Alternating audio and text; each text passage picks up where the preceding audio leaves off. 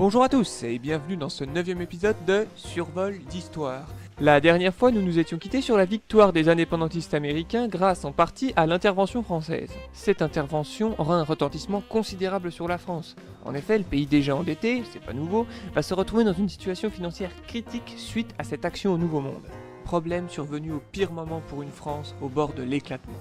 Une petite allégorie s'impose.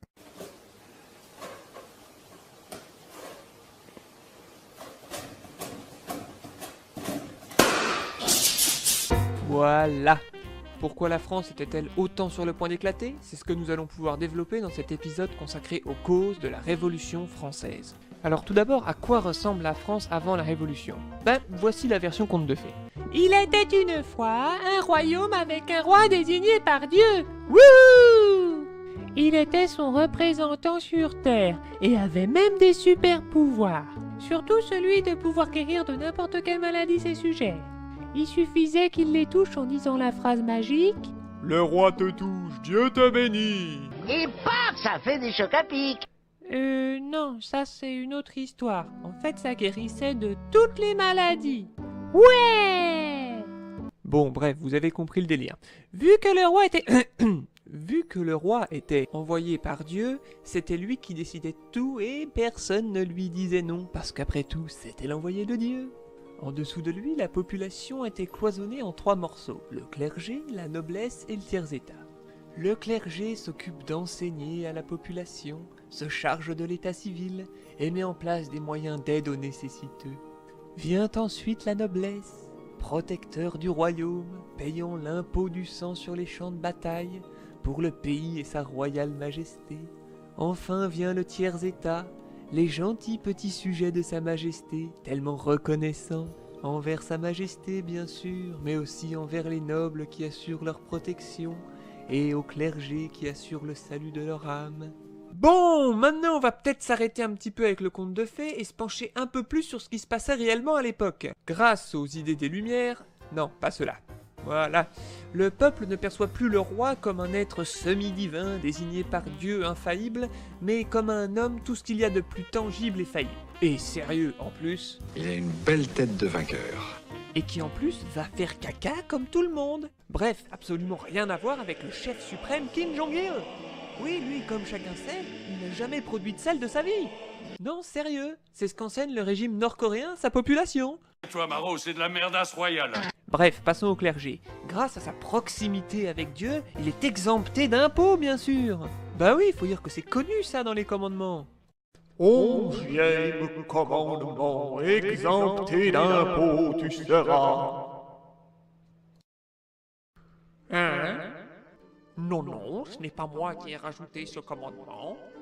Ne faites pas attention à l'écho, ma salle des coffres est beaucoup plus petite que vous ne croyez. Je devrais peut-être pencher à en rajouter un autre. Piquer dans la caisse, tu pourras.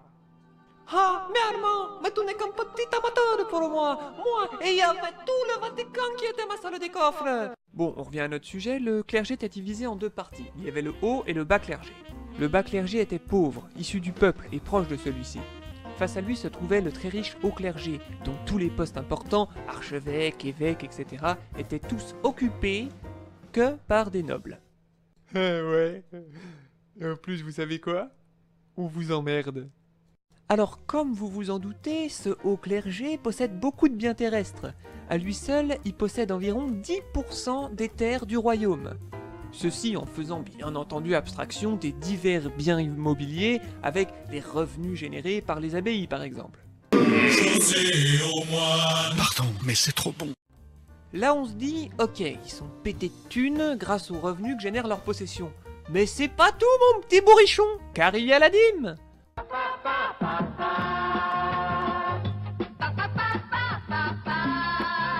Hein?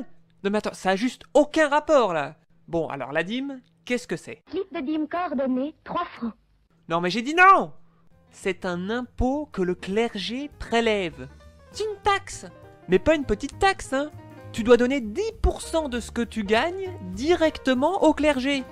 Mais attention, ça va pas servir à financer des actions de bienfaisance, style secours catholique, hein, non.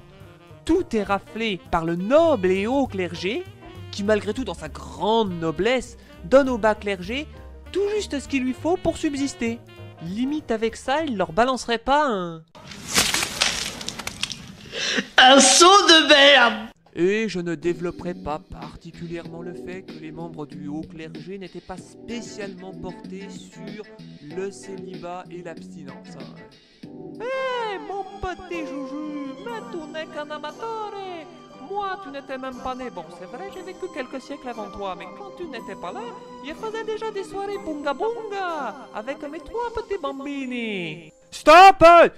Bon, c'est bon là, on en a fini avec le clergé. Maintenant, on va pouvoir passer à la noblesse. Mais ça sera dans le prochain épisode de Survol d'Histoire.